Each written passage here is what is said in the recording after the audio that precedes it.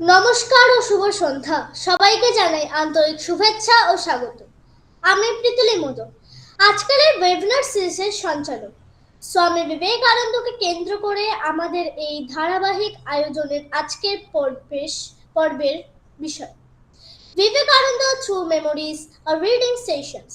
স্মৃতিচারণের মধ্য দিয়ে স্বামীজির জীবন, চিন্তা ও মানবতার বাণীকে নতুনভাবে উপলব্ধি করার এক অনন্য প্রয়াস। এই আলোচনা আজকের এই গুরুত্বপূর্ণ বিষয়ে আমাদের পথপ্রদর্শক হিসাবে উপস্থিত আছেন বিশিষ্ট বক্তা ডক্টর শুভঙ্কর ঘোষ রায় চৌধুরী। তার বিশ্লেষণ ও পাঠ আমাদের এই আলোচনাকে আরো সমৃদ্ধ করে তুলবে বলে আমরা আশাবাদী। চলুন শুরু করি আজকের এই মননশীল ও প্রেরণাদায়ক সেশন। আর দেরি না করে আমি ডক্টর শুভঙ্কর ঘোষ রায় চৌধুরীকে তার মূল্যবান বক্তব্য রাখার জন্য আন্তরিকভাবে আমন্ত্রণ জানাচ্ছি। ধন্যবাদ। Thank you. আমার কথা শোনা যাচ্ছে পরিষ্কার? হ্যাঁ স্যার। ওকে।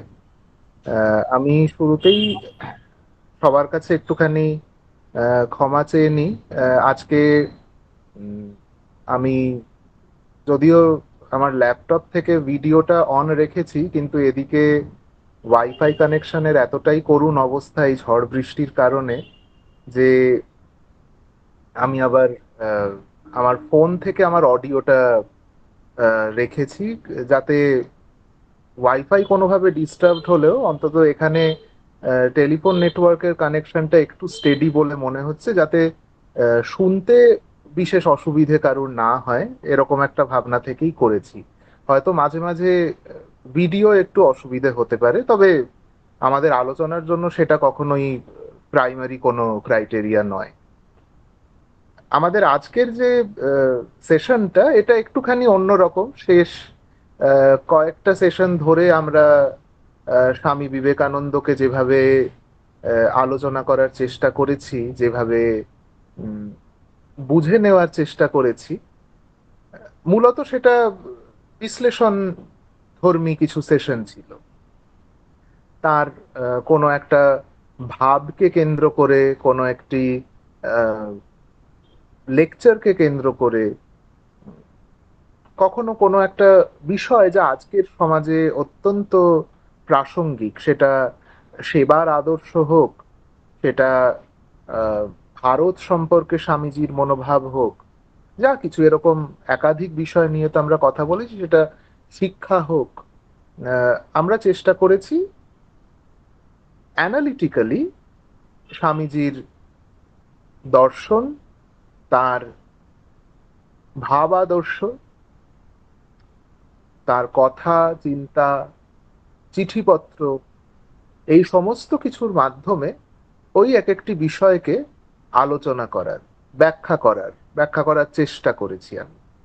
আহ, যার মধ্য দিয়ে কিছুটা সহজ উপায় হয়তো আমাদের জীবনে এই ভাবগুলো প্রাসঙ্গিক হয়ে উঠতে পারে, এরকম একটা জায়গা থেকেই আমার প্রয়াস ছিল। আজকের সেশনটা ঠিক অ্যানালিটিক্যাল সেশন নয়। আহ, কিছুদিন আগেই যখন ভাবছিলাম যে আমরা এই প্রজন্ম, তার আগের প্রজন্ম, মোটামুটি আহ, স্বামীজি স্থূল শরীর ত্যাগ করার পর থেকে আমরা স্বামীজিকে পাই তার অক্ষর শরীরের মধ্যে দিয়ে।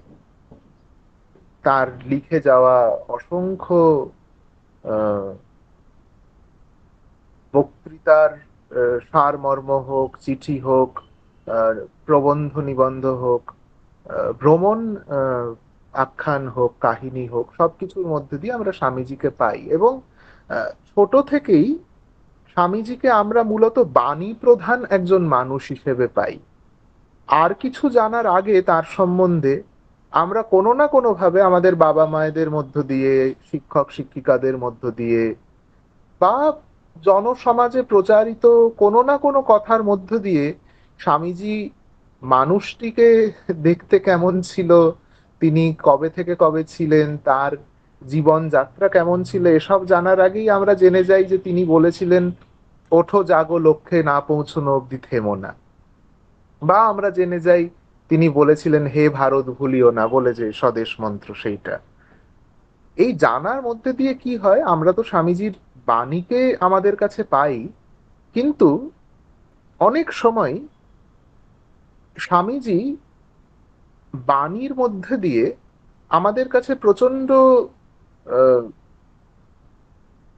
ভয় মিশ্রিত শ্রদ্ধার, সম্ভ্রমের দূরের একটি নক্ষত্র হয়ে ওঠেন।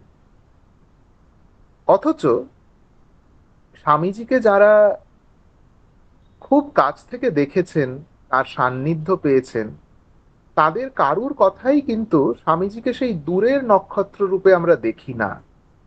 অর্থাৎ আমার আহ, নিজের পড়তে পড়তে মনে হয় যে স্বামীজিকে বা যে কোনো এই ধরনের যারা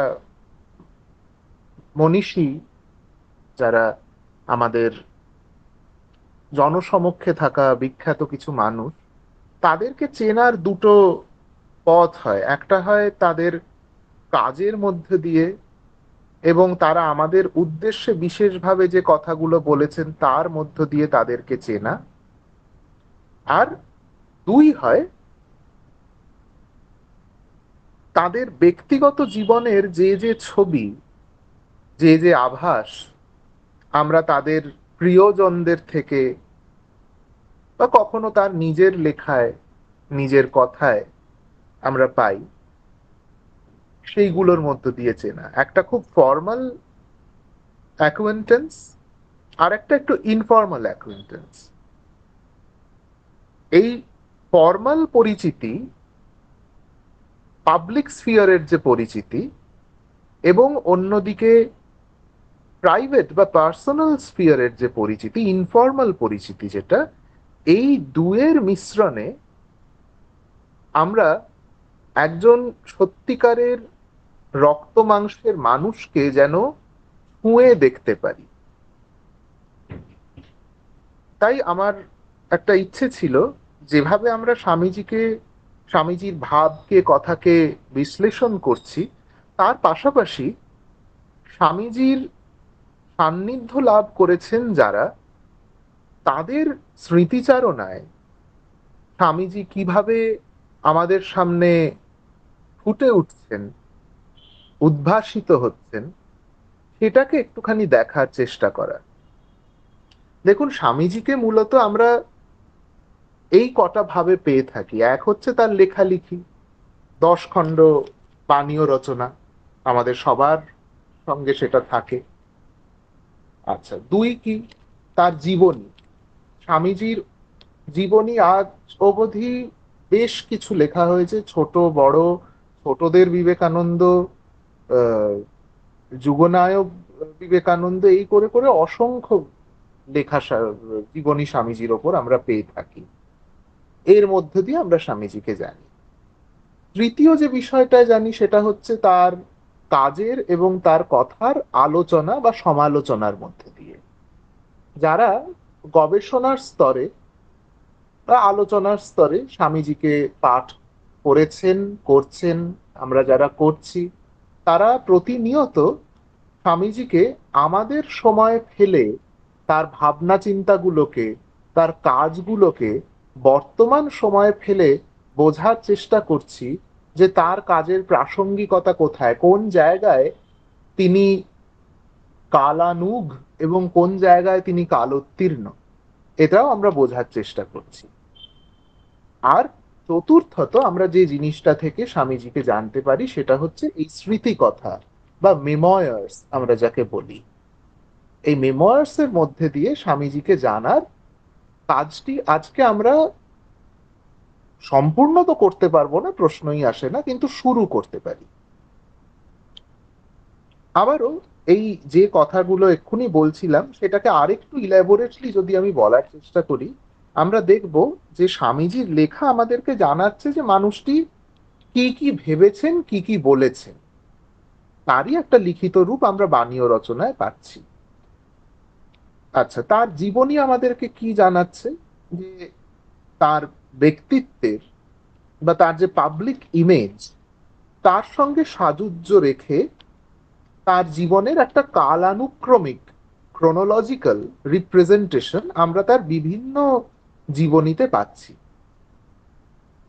একেবারে আগা পাশতলা সমস্ত ঘটনা জীবনী কভার করে না, কিন্তু তার ওই পাবলিক ইমেজ যেটা বলছিলাম, আমাদের সামনে তাকে যেভাবে তিনি নিজে চেনাতে চেয়েছেন এবং তার সংঘ, তার আহ, অনুগতরা, তার অনুরক্ত ভক্তবৃন্দ যেভাবে আমাদের তাদের কাছে তাকে চেনাতে চেয়েছেন, সেই ঘটনাগুলোর ওপর জোর দিয়ে একটা কালানুক্রমিক রিপ্রেজেন্টেশন জীবনীতে আমরা দেখতে পাই।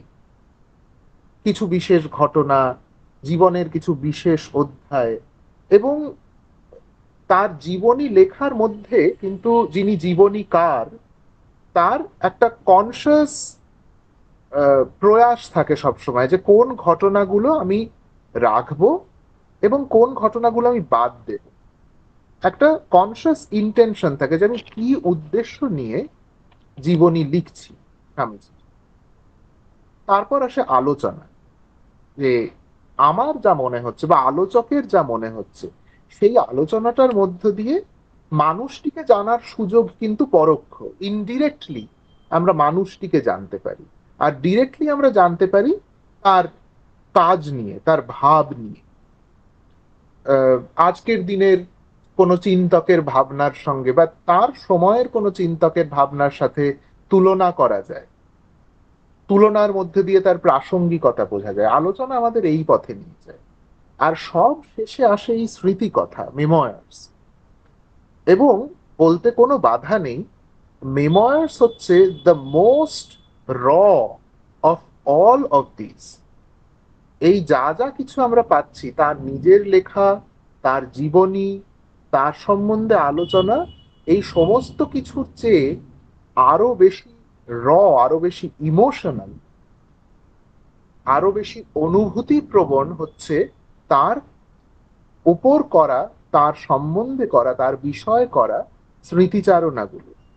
কারণ দেখুন, সহজ কথা এটা, স্মৃতিচারণা বা এই মেমোয়ার্স এর কিছু স্বাভাবিক সাধারণ বৈশিষ্ট্য আমরা যদি একটু ভাবার চেষ্টা করি, আমরা দেখব যে মেমোয়ারের কিন্তু কোনো দায় নেই জীবনের সমস্ত ঘটনাকে একটা সুরে বেঁধে দেওয়ার। স্মৃতিচারণ তো ওভাবে হয় না। আমি যখন স্মৃতিচারণ করি, আমার মনে তো এই ভাবনা থাকে না যে এটা কিন্তু আসলে স্মৃতিচারণ না, আমি জীবনীর কথা বলছি, আমি জীবনী লিখছি, তা না। স্মৃতিচারণ অত্যন্ত ইনফর্মাল একটা আলাপচারিতার পদ্ধতি, পন্থা। কিছু মানুষ একজোট হয়েছি, আড্ডার মধ্যে, আলাপের মধ্যে স্মৃতির কথা উঠে এলো। একাকী নিঃসঙ্গ আমি বসে আমার খুব প্রিয় কোনো মানুষ, খুব শ্রদ্ধার কোনো মানুষ, পূজনীয় কারুর কথা ভাবছি। তার কোন কোন কথাগুলো আমার মনে পড়ছে তাকে ভাবতে গেলেই, কোন কোন সময় কোন কোন বিষয় তার সান্নিধ্য লাভ করে আমি বিশেষভাবে কৃতজ্ঞ, উপকৃত হয়েছি, সেই ঘটনাগুলো আমার মনে পড়ছে এবং আমি সেগুলোকে লিখে রাখছি। এই সমস্ত কিছু কিন্তু স্মৃতিচারণার মধ্যে থাকে এবং স্মৃতিচারণার বিন্দুমাত্র দায় নেই সেটাকে কোনো একটা সুরে বা একটা ছাঁচে ফেলে বেঁধে দেওয়া। যিনি স্মৃতিচারণ করছেন স্বামীজির, তিনি যেন নিজের মনে মনে এই স্বামীজির কিছু ছবি তৈরি করার চেষ্টা করছেন, যেই ছবিগুলো একসময় তিনি নিজের চোখে উপস্থিত থেকে দেখেছিলেন। সেই ছবিগুলোর অ্যারেঞ্জমেন্ট ক্রোনোলজিক্যাল না হতে পারে, কালানুক্রমিক না হতে পারে। কোন স্মৃতিচারণ হতে পারে 1901 সালে, তারপরে সেই মানুষটি ফিরে যেতে পারেন 1896 সালে, আবার তিনি ফিরে আসতে পারেন 1899 সালে। কোন কোন স্মৃতিচারণ হতে পারে একটি বিষয়, স্বামীজির জীবে প্রেম, এই বিষয়ে কেউ স্মৃতিচারণ করছেন। তিনি তার স্মৃতির ভাড়ার হাতড়ে হাতড়ে স্বামীজির বিভিন্ন সময়কার এই জীবে প্রেম যে ঘটনাগুলির মধ্য দিয়ে প্রকাশ পেয়েছে সেগুলোকে তুলে আনার চেষ্টা করছেন। আবার কেউ হয়তো কোনো একটি বিশেষ দিনে তার সঙ্গে স্বামীজির যে দেখা হয়েছিল, সেই দেখা হওয়াটার স্মৃতিচারণ করছেন। সেইখানে বিভিন্ন রকম কথা হয়েছে, পুরো সাক্ষাৎটা যে একটা সুরে বাঁধা এমন না, শুরুতে একরকম কথা হয়েছে, মাঝে একরকম, শেষে একরকম। আমরা প্রত্যেকটা কথার মধ্য দিয়েই স্বামীজিকে যেন ভিন্ন ভিন্ন ভাবে চিনছি। কাজেই এই যে বিভিন্ন রকম স্মৃতিচারণা, এই জিনিস কিন্তু একটা ছকে বাঁধা জীবনীর মধ্যে কখনো পাওয়া যায় না। জীবনী বা কারো লেখা সেটা খুব সচেতন সৃষ্টি। আর স্মৃতি তার ইনফর্মালিটির কারণেই সম্ভবত রক্ত মাংসের মানুষটাকে আমাদের সামনে নিয়ে আসে। যে মানুষ বলেছেন উত্তিষ্ঠত জাগ্রত, যে মানুষ বলেছেন হে ভারত ভুলিও না, সেই মানুষটি নিজের জীবনে যখন স্বাভাবিক কথাবার্তা বলতেন, গল্প করতেন, আড্ডা মারতেন, একসাথে বসে গুরু ভাইদের সাথে খেতেন, সেই মানুষটার জীবনটা কেমন ছিল সেটা যদি আমরা জানতে পারি, আমাদের কাছে কিন্তু তার ভাবটাকে গ্রহণ করা আরো বেশি সোজা হয়ে ওঠে। ঠাকুর একটা কথা বলতেন যে যাকে জানবি তার প্রতি যদি ভালোবাসাই না তৈরি হয় তাকে কিভাবে জানবি। জ্ঞান এবং ভক্তির কথায় ঠাকুর এটা বলতেন যে ভক্তি বড় না জ্ঞান বড়, এই ধরনের প্রশ্ন যখন ভক্তেরা ঠাকুরকে করছেন, ঠাকুর বলছেন যে জ্ঞান হয়তো শেষ কথা অদ্বৈত বেদান্তের, ব্রহ্মজ্ঞান লাভ, কিন্তু জ্ঞান যে লাভ করব তার জন্য তো যার প্রতি আমার কোনো ভালোবাসাই জন্মায়নি, কোনো আকর্ষণ জন্মায়নি, টান নেই, তাকে আমি জানার উৎসাহটাই বা পাবো কোত্থেকে। জানবো তাকে যাকে আমার একটু ভালো লেগেছে। তাই স্বামীজির বাণী ও রচনা তো আমাদের কাছে আকর গ্রন্থ, তার চিঠিপত্র বা পত্রাবলীও তাই, বা তার উপর আরো এমন অসংখ্য আলোচনার বই আছে যার মধ্যে বিশেষভাবে উল্লেখ্য শঙ্করী প্রসাদ বসুর বিবেকানন্দ সমকালীন ভারতবর্ষ এবং অন্যান্য আরো গ্রন্থ। এই প্রতিটা গ্রন্থই তো আমাদের কাছে বিশ্লেষণের মধ্য দিয়ে তথ্যনিষ্ঠভাবে স্বামীজির জীবন, স্বামীজির কাজ, স্বামীজির ভাবের প্রয়াসকে তুলে ধরে।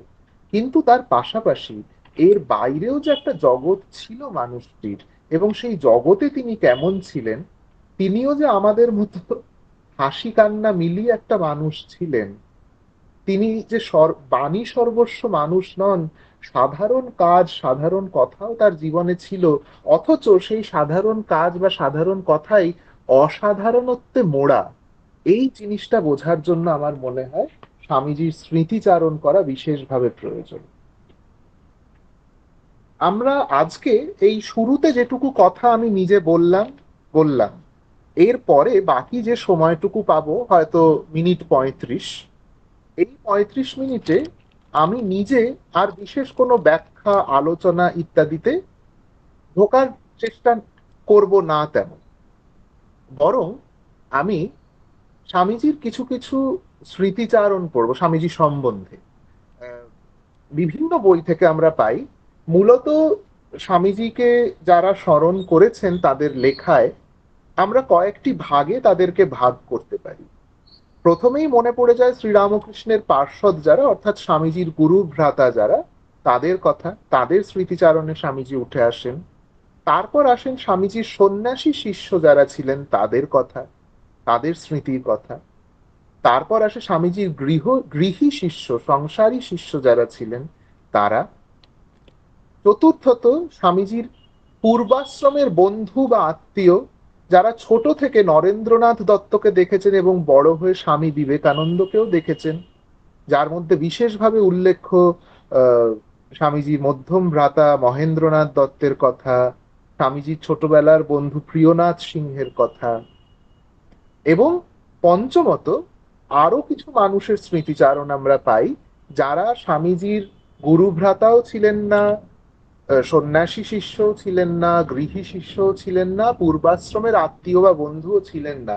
হয়তো তাদের জীবনে একবার বা দুবার অল্প কিছু সময়ের জন্য সামান্য কোনো কাজের সূত্রে স্বামীজির সঙ্গে তাদের দেখা হয়ে গিয়েছিল, কিন্তু সেই দেখা হওয়া, সেই সাক্ষাৎ তাদের কাছে ছিল যুগান্তকারী।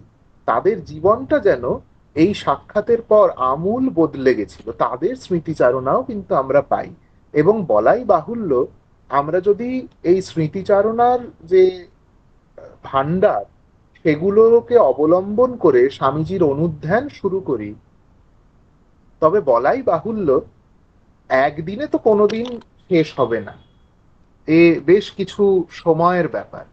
কাজেই আমরা সেই চেষ্টা করব না যে একদিনের মধ্যে যথাসম্ভব পড়ে এইটাকে একটা কনক্লুশনে ঠেলে দেওয়ার বা এটা থেকে কোনো বিশেষ আহ, পরিণতিতে এক ধরনের উপসংহারে পৌঁছানোর।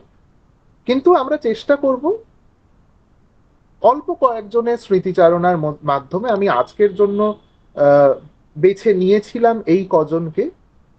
স্বামীজির গুরু ভ্রাতাদের মধ্যে স্বামী তুরীয়ানন্দ অর্থাৎ হরি মহারাজ, আহ, আর স্বামী অখণ্ডানন্দকে আমি বেছে নিয়েছিলাম। সন্ন্যাসী শিষ্যদের মধ্যে স্বামী শুদ্ধানন্দ, আর গৃহী শিষ্যদের মধ্যে আমি দুজনকে নিয়েছি, একজন মন্মথনাথ গঙ্গোপাধ্যায় এবং আরেকজন অতি অবশ্যই আমরা অনুমান করতে পারি শরৎচন্দ্র চক্রবর্তী।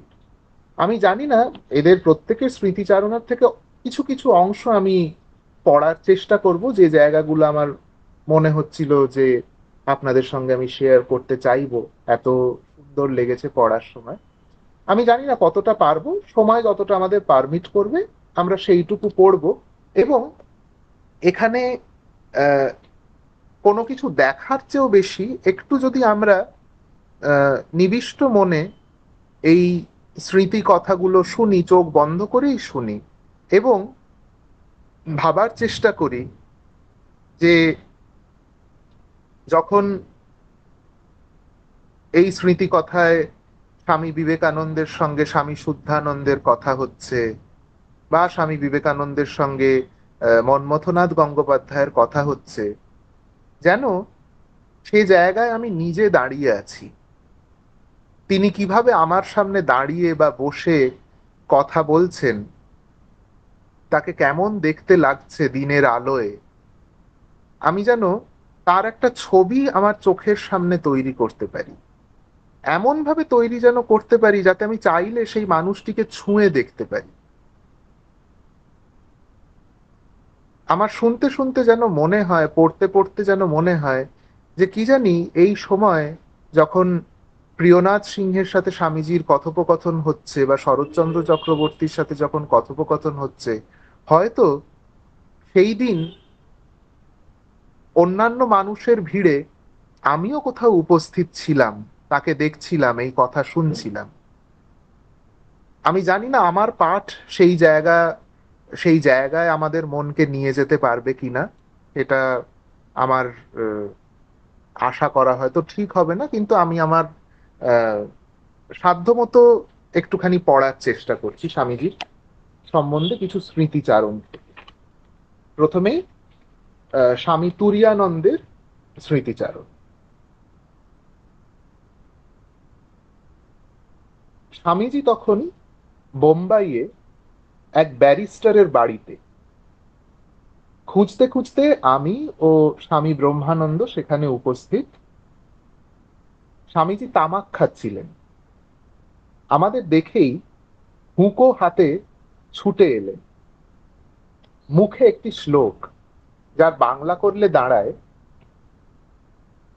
অহংকার সুরাপানের তুল্য ক্ষতিকর, গর্ব ভীষণ নরক যন্ত্রণার মতো কষ্টপ্রদ,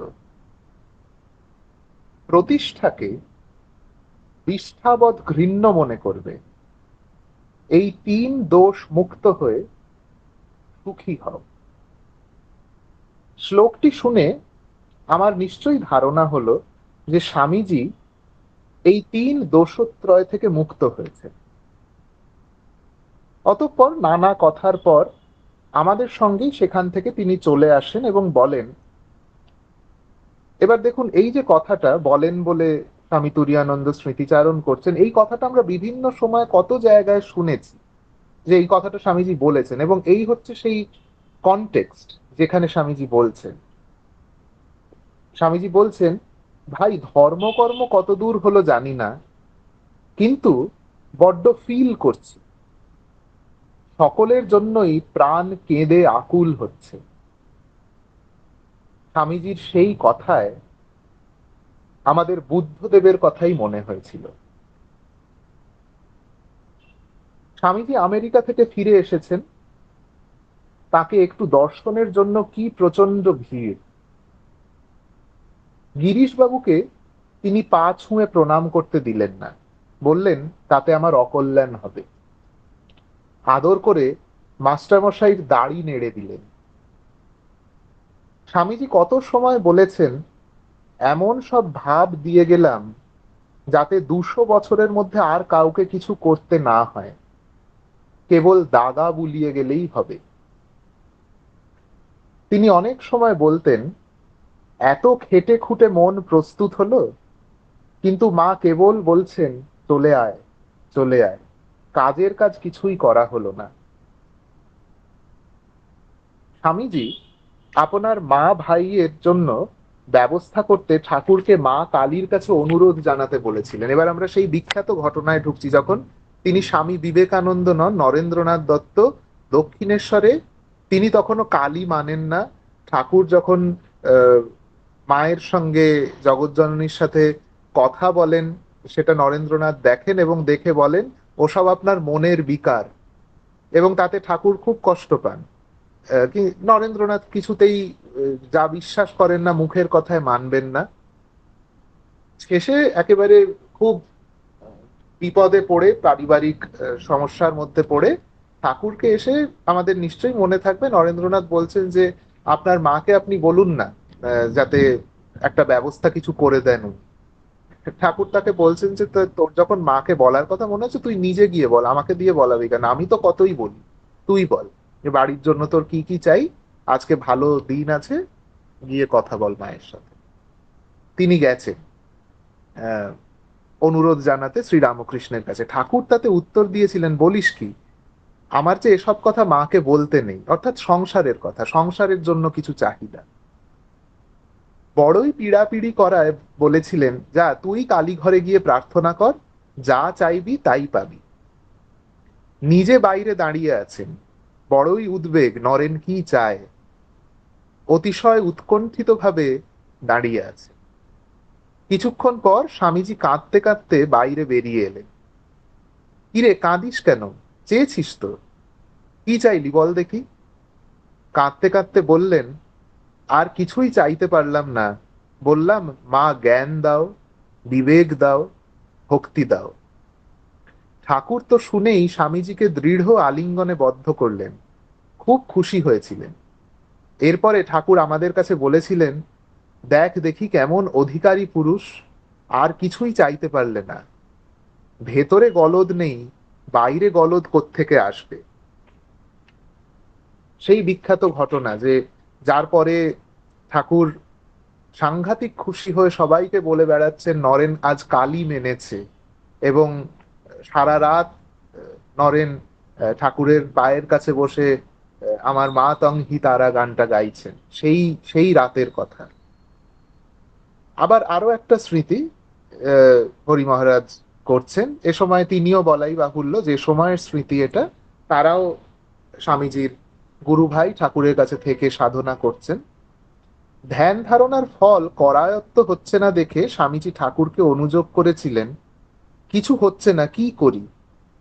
তদুত্তরে ঠাকুর বলেছিলেন, কিরে আমি যে তোকে কত উঁচু বলে জানি, যে খানদানি চাষা সে হাজার শুকো মানে না, তার স্বভাবই চাষ করা, তা ফল হোক বা না হোক, ফসল হবার নিশ্চিত আশা থাকুক বা না থাকুক, সে চাষের কাজ ছেড়ে অন্য কিছুই করতে পারে না।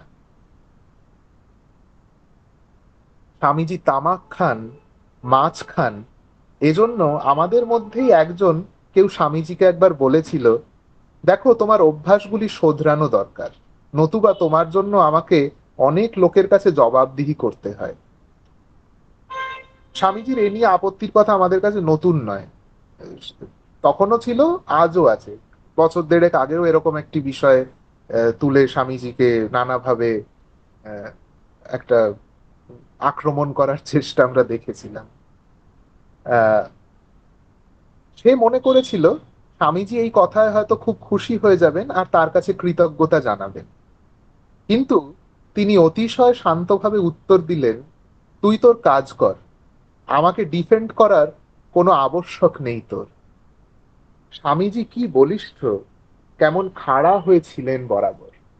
কারো ওপর ঠেস দেওয়া, কারো রেকমেন্ডেশনের ওপর আপনাকে জিইয়ে রাখা তার ধাতে ছিল না। স্বামীজির শরীর গিয়েছে শুনলাম রেঙ্গুনে পৌঁছে। দেখুন, এইটাই শুরুর দিকে আমি বলছিলাম স্মৃতিচারণার বিশেষত্ব। এক প্যারাগ্রাফ আগে আমরা যে ঘটনাটা পড়ছিলাম সেটা হয়তো 1885 সালের ঘটনা, আর পরের প্যারাগ্রাফে আমরা যে ঘটনাটা পড়ছি 1902 সালের ঘটনা। স্মৃতিচারণার মধ্যে এই একটা সাংঘাতিক টাইম জাম্প থাকে। তাতে মানুষটার বিভিন্ন চেহারা, বিভিন্ন ছবি, বিভিন্ন সময়ের ভাব আমাদের কাছে একত্রে আসতে থাকে, এবং মানুষটি যেন তার ওই বাণী প্রধান শরীরের যে একটা ফর্মাল অ্যাপিয়ারেন্স, সেখান থেকে বেরিয়ে আমাদের আরো মনের মানুষ হয়ে ওঠে। স্বামীজির শরীর গিয়েছে শুনলাম রেঙ্গুন পৌঁছে। বুকটা একেবারে ভেঙে গিয়েছিল। হঠাৎ ভাগবতের সেই শ্লোক মনে পড়ে গেল। শ্রীকৃষ্ণের অন্তর্ধান হয়েছে। উদ্ধব আক্ষেপ করে বলছিলেন, চন্দ্রের প্রতিবিম্ব জলে পড়লে মাছেরা খেলা করে, তারা মনে করে চন্দ্র তাদেরই মতো। হঠাৎ চন্দ্র অন্তর্হিত হলে বুঝতে পারে চন্দ্রের মধ্যে আর তাদের মধ্যে কত তফাৎ। স্বামীজির অন্তর্ধানে আমাদেরও সেই অবস্থা বলে এখানে হরি মহারাজ বলছেন তার বইতে তার জীবনের 20th পার্ট ও প্রকাশিত হয়নি। তার জীবনের 20 ভাগের 1 ভাগও স্বামীজির বইতে যেন প্রকাশিত হয়নি বলে মহারাজ মনে করছে। আবার কিছুটা পর বলছেন, স্বামীজি সত্যই পরকে সাহায্য করতে পারতেন। তার এমন কিছু গোপন জিনিস ছিল না যা তিনি অপরকে দিতে না পারতেন। আমাদের তো ওইখানেই মুশকিল। স্বামী তুরীয়ানন্দের কথা, যদি কেউ আমাদের থেকে বড় হয়ে যায়, ওই ভয়। তিনি কি এত উপরে ছিলেন যে তার ও ভয় ছিল না, তার ঈর্ষা ছিল না। তিনি বলতেন, যে যে জায়গায় আছে তাকে সে জায়গায় সাহায্য করো, যার যেখানে অভাব সে জায়গাটা তার পুষিয়ে দাও, না পারো জোর করে তাকে তোমার মতো করতে চেষ্টা করো না। যার যেখানে অভাব, এটা স্বামীজি বরাবরের কথা। আমরা হয়তো এর আগে যে সেশনটা করেছিলাম সেখানেও বলেছিলাম, বা তার আগে কোনো একদিন, যে স্বামীজির সেবা যোগ নিয়ে আমরা যখন আলোচনা করি আমরা বলি যে স্বামীজি বলছেন যে সর্বভূতে আমি শিব দেখছি এবং শিবকে বিভিন্ন ভাবে আমি তার পূজা করছি। সেই পূজার ধরন কি? স্বামীজি প্রথমে বলছেন অন্নদান, তারপরে বলছেন প্রাণ দান, তারপরে বলছেন বিদ্যা বা শিক্ষা দান, এবং শেষে বলছেন ধর্মদান। এবং বলে বলছেন এটা এই অর্ডারেই হতে হবে। যার অন্যের প্রয়োজন তাকে আমি গিয়ে ব্রহ্মজ্ঞান বোঝাতে পারবো না, বা বোঝানো উচিত হবে না আমার। যার স্বাস্থ্যের প্রয়োজন, যে রোগে ভুগছে, তাকে আমি তখন পেটে ঠুসে ভাত খাওয়ালাম, তাতে তার সেবা হলো না, যদিও আমার ভাত খাওয়াতেই তাকে ইচ্ছে করছে। তখন আমার কি ইচ্ছে করছে সেবা তার উপর নির্ভর করে না, সামনের মানুষটির চাহিদা কি তার উপর নির্ভর করে। যার শিক্ষার প্রয়োজন তাকে আমি ওষুধ খাইয়ে সেই অভাব পূরণ করতে পারবো না। যার জীবিকা অর্জনের প্রয়োজন তাকে আমি বেদ উপনিষদ শুনিয়ে জীবিকা অর্জনের পথে ঠেলতে পারবো না। যেখানে যে অভাব, সেখানে সেই অভাব পূরণ করাই হচ্ছে ওই শিব জ্ঞানে জীব সেবার মন্ত্র, যেটা স্বামীজি বলেছিলেন। স্বামীজি আমায় দার্জিলিং এ বলেছিলেন, হরি ভাই, এবার নতুন একটা পথ করে দিয়ে গেল। এতদিন লোকে জানতো ধ্যান, জপ, বিচার প্রভৃতি দ্বারাই মুক্তি হয়। এবারে এখনকার ছেলেমেয়েরা তার কাজ করে জীবন মুক্ত হয়ে যাবে। এই কথাটা পড়লে আবারও আমাদের মনে পড়বে স্বামীজির কমপ্লিট ওয়ার্কস এর শুরুতে ভগিনী নিবেদিতার সেই বিখ্যাত মুখবন্ধ প্রেফেস, যেখানে উনি বলছেন, henceforth there is no difference between the sacred and the secular, যা ধর্মসূত্রে পবিত্র বলে স্বীকৃত এবং যা ধর্ম নিরপেক্ষ, দুয়ের মধ্যে কোনো তফাৎ নেই। কারণ স্বামীজি এমন এক পন্থা বলে দিয়ে গেলেন যে ধর্ম নিরপেক্ষ হয়েও, ধর্ম নিরপেক্ষতার পন্থা অবলম্বন করেও নিজের মতো করে ঈশ্বরকে অনুভব এবং উপলব্ধি করা যায়। তাই নিবেদিতা বলছেন, henceforth there is no difference between the sacred and the secular, to labour is to pray. নিবেদিতার কথা অসম্ভব সুন্দর। টু লেবার, শ্রম দান করা অনেকটা উপাসনার মতোই। To labour is to pray. আমার স্বামীজির একটা কথা মনে পড়ছে, স্বামীজি প্রায়ই বলতেন, we agree to disagree, we agree to differ. অর্থাৎ আমাদের শত শত মতভেদ থাকলেও পরস্পরের মতভেদ স্বীকার করে নিয়েও একযোগে আমরা কাজ করব। দেখুন ভারত আত্মার মূল কথা এটা, ইউনিটি ইন ডাইভার্সিটি, পণ্ডিত নেহেরু যেটা আমাদেরকে বলে গেছেন। আরো একটা দুটো জায়গা পড়া যায় স্বামী তুরীয়ানন্দের স্মৃতিচারণ থেকে। উম,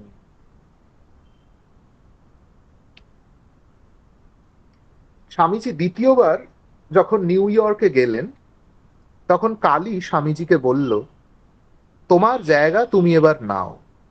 একবার, দুবার স্বামীজি তার কথায় কান দিলেন না। কালী আবার সে কথা বলতে তিনি বললেন, তোকে দিয়ে দিয়েছি, আমার জন্য সারা দুনিয়া পড়ে আছে। সে সময় কালী বলতে স্বামী অভেদানন্দ, তিনি নিউ ইয়র্কে ছিলেন। তিনি স্বামীজিকে সে জায়গায় থাকার অনুরোধ জানিয়েছিলেন এবং তার উত্তর স্বামীজি এটা, তোকে দিয়ে দিয়েছি, আমার জন্য সারা দুনিয়া পড়ে আছে। কি ত্যাগ স্বামীজির! সব গুরু ভাইদের দিলেন, প্রথম ট্রাস্টিদের ভেতর সব গুরু ভাইয়েরা। আমায় একবার লিখেছিলেন, সব তোমাদের দিয়ে নিশ্চিন্ত হলাম। কি অদ্ভুত মানুষ! বলতেন, পাশ্চাত্য দেশে আমার কাজ বেশি হবে, ওখান থেকে ভারতে তার ধাক্কা লাগবে।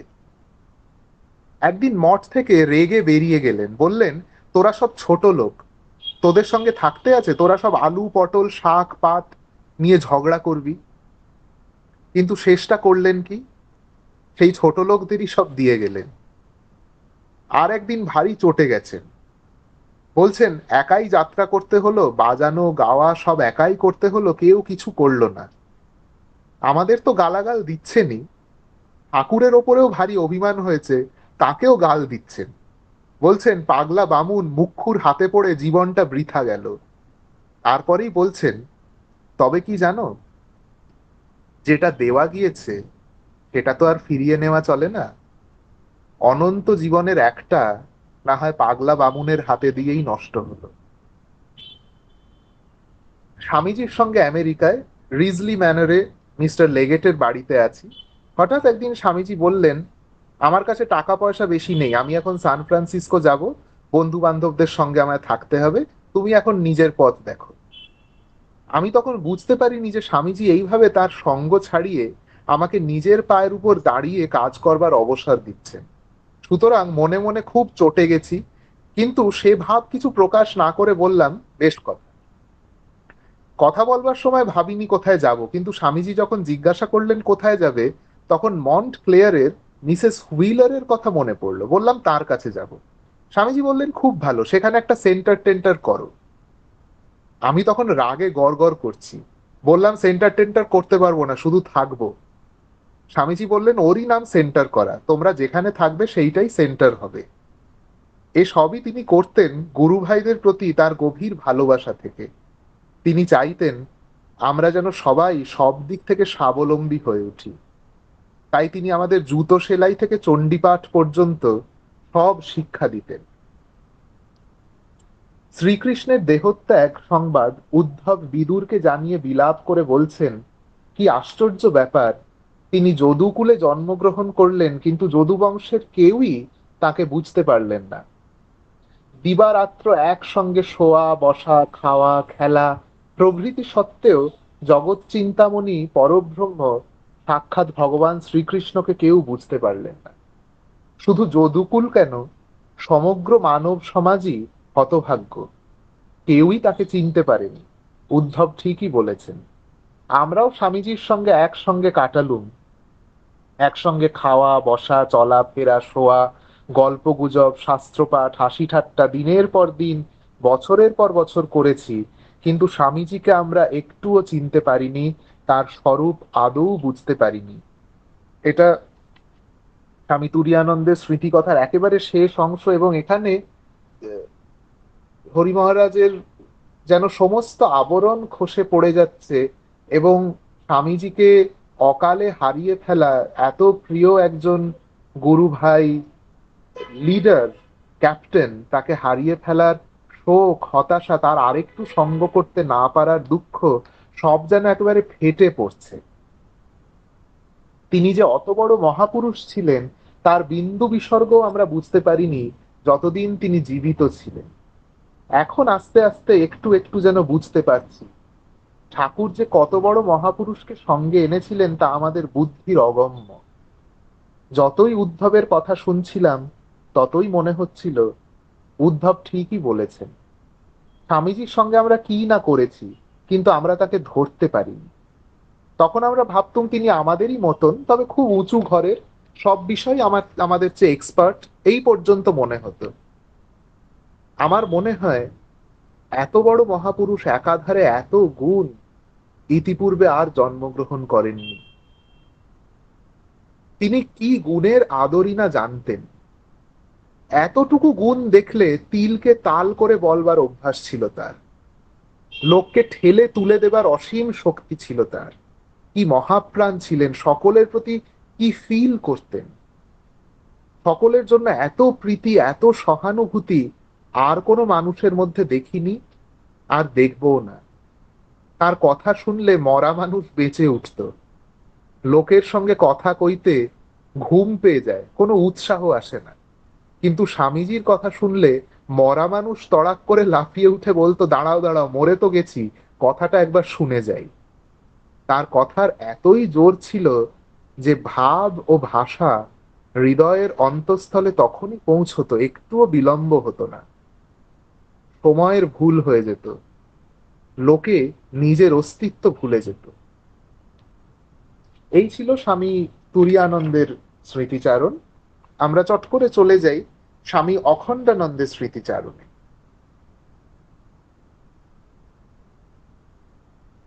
এক জায়গায় তিনি বলছেন, স্বামীজি যখন যে ভাবের উপর জোর দিতেন তখন মনে হতো সেইটি সত্য, একমাত্র সত্য।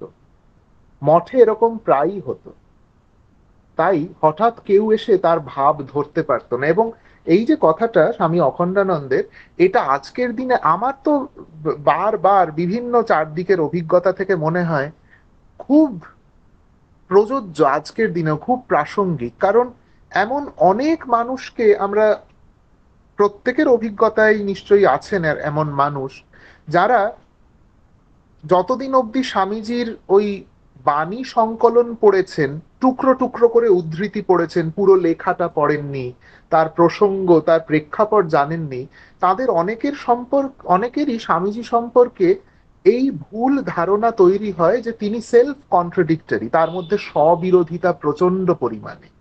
এবং সে নিয়ে স্বামীজির অজস্র সমালোচনা আমাদের চোখে প্রায়শই পড়ে।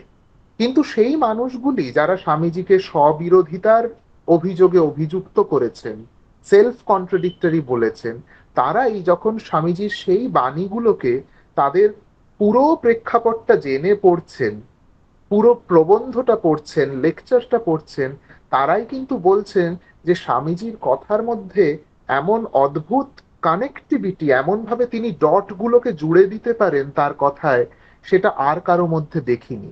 কাজে স্বামীজিকে আহ, সমালোচনা খুব সহজে করা যায়। স্বামীজির যদি ওই ছোট ছোট যে চটি উম, সংকলন বাণীর পাওয়া যায়, সেগুলো পড়লে 3 নম্বর পাতায় পড়া একটা বাণীর সঙ্গে 31 নম্বর পাতা একটা বাণী পড়া মনে হবে এই একজন মানুষ এই দুটি কথা বলতেই পারেন না, একেবারেই ভিন্ন দুটি স্বাদের দুটি ভাবের কথা।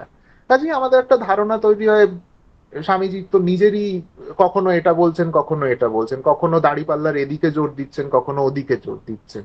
উনি নিজের মধ্যেই হয়তো কনফিউজ ছিলেন কিছু কিছু বিষয়, কিন্তু স্বামীজি কনফিউশন তো দূরের কথা, তার ক্ল্যারিটি কি ছিল সেটা বোঝার জন্য স্বামীজিকে একটুখানি উম, সম্পূর্ণরূপে পড়া দরকার। যেটাই পড়ছি, যেই বাণীটাই পড়ছি, তার কনটেক্সটটা, তার পুরো প্রেক্ষাপটটা জেনে পুরো প্রবন্ধটা পড়া বিশেষভাবে প্রয়োজন এই জায়গাটা বোঝার জন্য। যেদিন সেবা ধর্মের কথা উঠল সেদিন এমন বললেন যে মনে হলো নিষ্কাম কর্মযোগী একমাত্র পথ, আর সব মিথ্যা ভুল। যেদিন শাস্ত্রপাঠ কি ধ্যান ধারণার কথা উঠল সেদিন আবার আর এক ধরন, মনে হতো জ্ঞানের পথ বা ধ্যানের পথই পথ, আর সব বাজে কাজ। সেদিন স্বামীজিকে মনে হতো বুঝিবা সাক্ষাৎ শঙ্কর অথবা বুদ্ধ। আর যেদিন তিনি রাধারানী গোপী ভাব বা প্রেম ভক্তির কথা বলতেন সেদিন তিনি সম্পূর্ণ আরেকটি মানুষ। বলতেন Radha was not of flesh and blood, she was a froth in the ocean of love. অর্থাৎ শ্রী রাধা রক্ত মাংসের নন, তিনি প্রেম সমুদ্রের একটি বুদবুদ। দেখুন, স্বামী অখণ্ডানন্দ তিনটি ভাবের কথা বললেন, আহ, নিষ্কাম কর্মযোগ, জ্ঞান যোগ, ভক্তি যোগ। তিনটির পথ আলাদা আমরা জানি, যদিও তিনটি আমাদের একই লক্ষ্যে একই উদ্দেশ্যে নিয়ে যায়। কিন্তু স্বামীজি যেদিন যে পথটার কথা বলতেন সেই দিন মনে হতো সেই পথটি পৃথিবীতে একটি মাত্র পথ, আর সব পথে যাওয়ার কোনো প্রশ্নই নেই, প্রয়োজনই নেই, বাজে পথ। সেটা জ্ঞানের কথা যখন তিনি বলতেন মনে হতো ভক্তি কর্ম রাজযোগের প্রয়োজন নেই, ভক্তির কথা যখন বলতেন বাকি তিনটির প্রয়োজনহীনতা আমাদের মধ্যে অনুভূত হতো।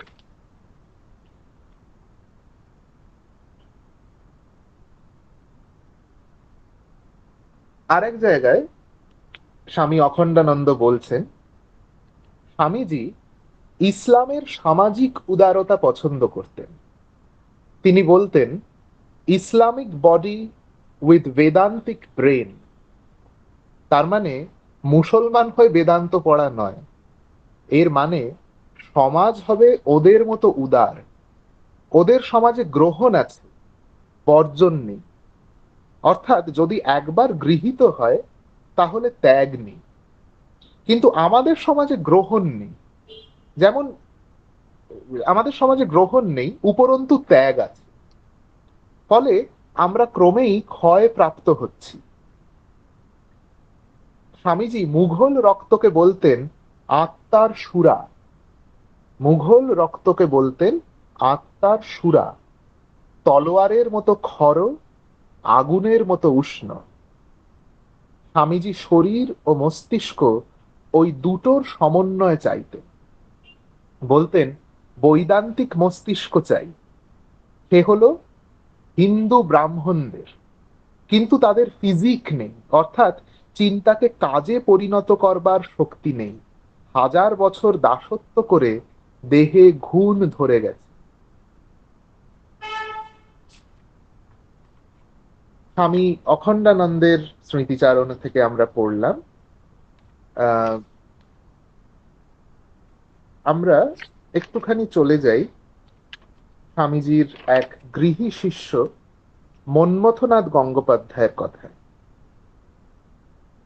মন্মথনাথ গঙ্গোপাধ্যায় প্রায় বেলুড় মঠে যেতেন এবং সেখানে একটা খুব মনোমুগ্ধকর স্মৃতি আমাদের শুনতে এত আনন্দ হবে, মানে পড়ার আগেই আমি ধরে নিচ্ছি আমাদের খুব আনন্দ হবে। স্মৃতিটা বলি, প্রায় কলকাতা থেকে বেলুড় মঠে যেতাম। যুবা ও প্রৌঢ় বহু ব্যক্তি স্বামীজির দর্শন পাবার আশায় মঠে যেতেন, কিন্তু সদা সর্বদা তার দর্শন হতো না। অধিকাংশ সময় স্বামীজি নিজ কক্ষে থাকতেন, সে সময় তার কাছে যাবার অনুমতি ছিল না। তিনি নিজেই যখন বাইরে আসতেন সর্বসাধারণের কাছে, তখনই সবাই তার কাছে আসতে পারত। স্বামীজির গুরু ভ্রাতারাও যখন তখন তার কাছে যেতেন না। সাধারণত স্বামীজি ঘরের বাইরে থাকলে তার সঙ্গে স্বাভাবিকভাবে আলাপ আলোচনা হাস্য পরিহাস সবই হতো। একদিন সরি একদিন সকালে স্বামীজির মাতা ঠাকুরানী মঠে এলেন, ভুবনেশ্বরী দেবী। তাকে দেখবা মাত্র আমারও মনে তার প্রতি অতিশয় শ্রদ্ধার উদ্রেক হলো। তার শরীরের গঠন ছিল বলিষ্ঠ, চক্ষু দুইটি বৃহৎ এবং আয়ত, চলিত ভাষায় যাকে বলে পটল চেরা চোখ। তার মধ্যে সবল দৃঢ় চিত্ত ও তেজস্বী তার ভাব যেন ঠিকরে বের হতো। দেখে মনে হলো এমন মাতারই স্বামীজির মতো পুত্র হওয়া সম্ভব। মঠের দ্বিতলে উঠে তিনি উচ্চকণ্ঠে ডাক দিলেন, বিলু। স্বামীজি তৎক্ষণাৎ ঘর থেকে বের হয়ে এলেন। অল্পক্ষণেই দেখি স্বামীজি মায়ের সঙ্গে সিঁড়ি দিয়ে নিচে নেমে এলেন। বাইরের বাগানে উভয় বেড়াতে লাগলেন এবং মাতা ও পুত্রের নিম্ন স্বরে কথোপকথন হতে লাগলো।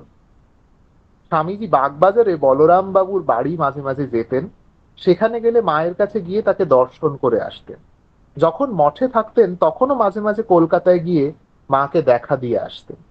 কদাচিৎ অনেকদিন না দেখলে তার মা নিজে মঠে এসে তাকে দেখে যেতেন। তবে মঠে তিনি খুব কম আসতেন। সেদিন সৌভাগ্যক্রমে তাকে মঠে দেখতে পেলাম। আরো দেখলাম মার কাছে সেই জগৎ বিখ্যাত স্বামীজি যেন একটি ছোট্ট শিশু।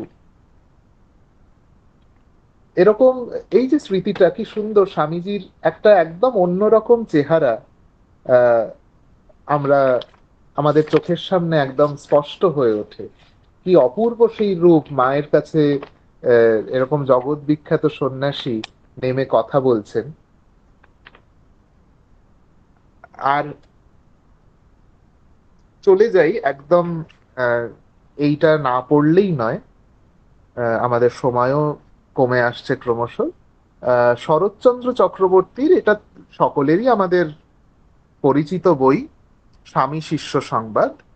এই স্বামী শিষ্য সংবাদ থেকে একটি ছোট্ট অংশ আমি পড়ি, কারণ এটা দিয়েই আমার মনে হয় অন্তত আজকের যে এই পাঠ রিডিং সেশন আমাদের, সেটা আমি শেষ করতে চাই। এটি একটি বিশেষ দিনের স্মৃতিচারণ।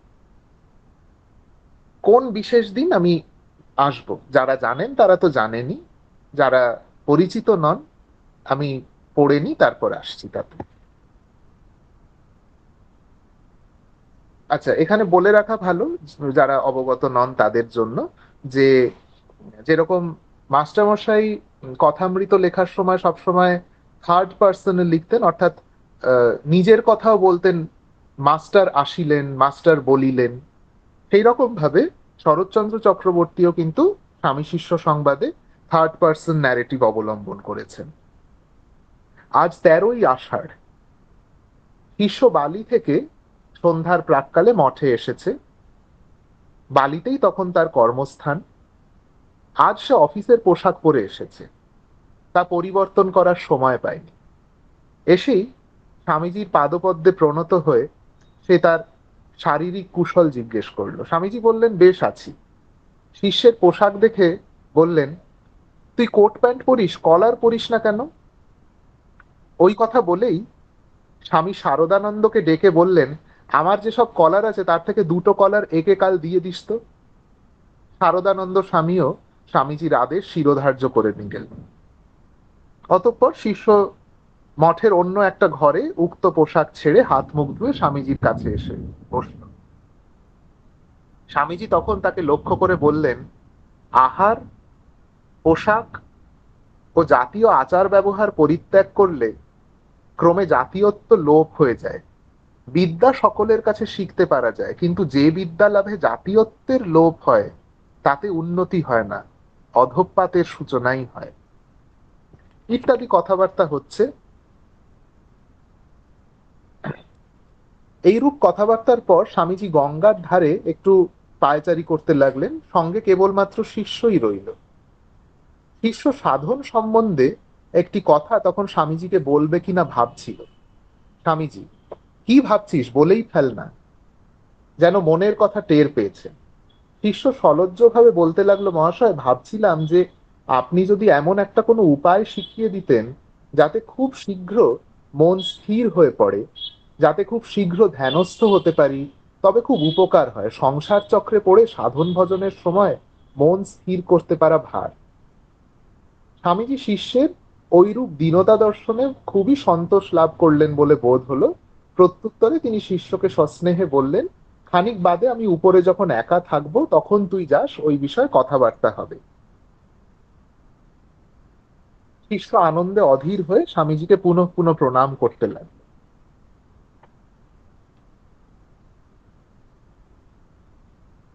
কিছুক্ষণ পর স্বামীজি শিষ্যকে বলছেন, সময় পেলেই ধ্যান করবি। উত্তরে শিষ্য বলছেন, আপনি তো কত উৎসাহ দেন, কিন্তু আমার সত্য বস্তু প্রত্যক্ষ হবে কি? স্বামীজি, হবে বই কি। আকীট ব্রহ্ম সব কালে মুক্ত হয়ে যাবে, আর তুই হবি না। ওসব উইকনেস মনেও স্থান দিবি না। এরপর বললেন, শ্রদ্ধাবান হ, বীর্যবান হ, আত্মজ্ঞান লাভ কর, আর পরহিতায় জীবন পাত কর, এই আমার ইচ্ছা ও আশীর্বাদ। অতঃপর প্রসাদের ঘণ্টা পড়ায় স্বামীজি শিষ্যকে বললেন, যা প্রসাদের ঘণ্টা পড়েছে। শিষ্য স্বামীজির পদপ্রান্তে প্রণত হয়ে কৃপা ভিক্ষা করায় স্বামীজি শিষ্যের মাথায় হাত দিয়ে আশীর্বাদ করলেন এবং বললেন, আমার আশীর্বাদে যদি তোর কোনো উপকার হয় তো বলছি, ভগবান রামকৃষ্ণ তোকে কৃপা করুন। এর চেয়ে বড় আশীর্বাদ আমি জানি না। শিষ্য এইবার আনন্দিত মনে নিচে নেমে এসে শিবানন্দ মহারাজকে স্বামীজির আশীর্বাদের কথা বলল। শিবানন্দ স্বামী ওই কথা শুনে বললেন, যাহ বাঙাল, তোর তো সব হয়ে গেল। বাঙাল মানে শরৎচন্দ্র চক্রবর্তী। স্বামীজি আদর করে তাকে বাঙাল বলে ডাকতেন এবং মঠের অন্যান্য স্বামীজির গুরু ভ্রাতারাও তাই করতেন। এরপর স্বামীজির আশীর্বাদের ফল জানতে পারবি। পরদিন সকালে শিষ্যকে কার্যানুরোধে কলকাতায় ফিরে যেতে হবে, সুতরাং তাড়াতাড়ি হাত মুখ ধুয়ে সে উপরে স্বামীজির কাছে উপস্থিত হলো। স্বামীজি বললেন, এখন যাবি? শিষ্য, আজ্ঞে হ্যাঁ। স্বামীজি, আগামী রবিবার আসবি তো? শিষ্য, নিশ্চয়ই। তবে আয়। স্বামীজি বলছেন, তবে আয়, ওই একখানি চলতি নৌকাও আসছে। এইবার যে লাইনটা শরৎচন্দ্র চক্রবর্তী লিখছেন সেই লাইনটা খেয়াল করুন। এইখানেই এই সাক্ষাতের যে বিশেষত্ব সেইটা নিহিত আছে। খুব মানে, যদি আমরা কেউ না জানি, এই সাক্ষাৎটা পড়তে পড়তে হঠাৎ এই লাইনে এসে একটা সাংঘাতিক ধাক্কা খেতে হয়। স্বামীজি শেষ কথা বললেন, তবে আয়, ওই একখানি চলতি নৌকাও আসছে। শিষ্য স্বামীজির পাদপদ্মে এ জন্মের মতো বিদায় লইয়া চলিল। সে তখনও জানে না যে তাহার ইষ্টদেবের সঙ্গে স্থূল শরীরে তাহারই শেষ দেখা। স্বামীজি তাকে প্রসন্ন বদনে বিদায় দিয়ে পুনরায় বললেন, রবিবার আসিস। শিষ্য আসবো বলে নিচে নেমে গেল। স্বামী শারদানন্দ তাকে যেতে উদ্যত দেখে বললেন, ওরে কলার দুটো নিয়ে যান, নইলে স্বামীজির বকুনি খেতে হবে। শিষ্য বলল, আজ বড়ই তাড়াতাড়ি, আরেকদিন নিয়ে যাব, আপনি স্বামীজিকে এই কথা বলবেন। চলতি নৌকার মাঝি ডাকাডাকি করছে, সুতরাং শিষ্য ওই কথাগুলো বলতে বলতে নৌকায় ছুটল। শিষ্য নৌকায় উঠিয়েই দেখতে পেল স্বামীজি উপরের বারান্দায় পায়চারি করছেন। সে তাহার উদ্দেশ্যে প্রণাম করে নৌকার ভিতরে প্রবেশ করল। নৌকা ভাটার টানে আধ ঘন্টার মধ্যেই আহিরিটোলার ঘাটে পৌঁছল। এর 7 দিন পরেই স্বামীজি স্বস্বরূপ সংবরণ করেন। শিষ্য ওই ঘটনার পূর্বে কোনো আভাসই প্রাপ্ত হয়নি। তার দেহান্তের দ্বিতীয় দিনে সংবাদ পেয়ে সে মঠে উপস্থিত হয়। সুতরাং স্থূল শরীরে স্বামীজির সন্দর্শন তার ভাগ্যে আর ঘটেনি। আজকে এত অবধি থাক। ধন্যবাদ।